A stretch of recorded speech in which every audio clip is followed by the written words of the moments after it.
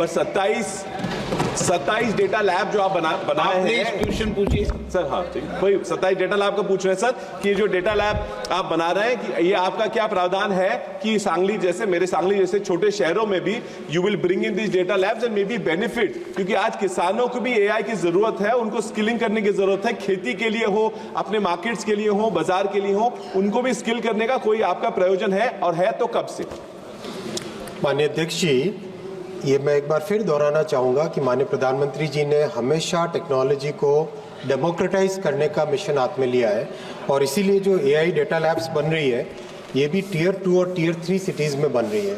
The MeitY AI experts say that almost 97 million new AI jobs are projected to be created by 2025 and 85 million jobs are projected to be replacing the conventional jobs. The economic survey also talks about 78.5 lakh non-farm jobs need to be created till 2030.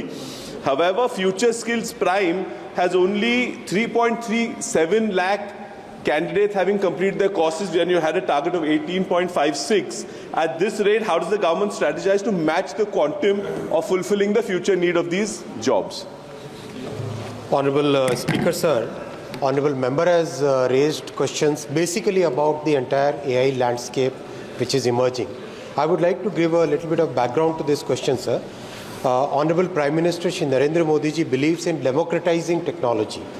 We have seen how some of the Congress leaders used to treat technology.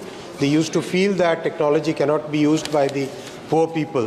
But in our case, Honorable Prime Minister has got the technology right into the hands of the poorest of the poor, and same is the case with the AI mission.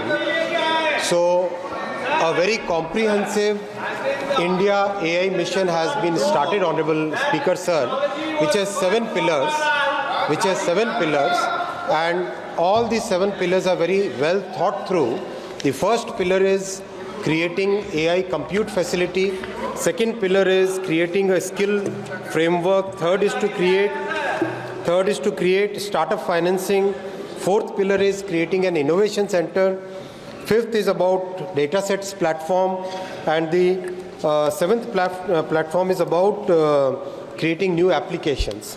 And the last platform is about having a safe and trusted AI. The Honorable MP has raised the question how many people have got enrolled in the Future Skills.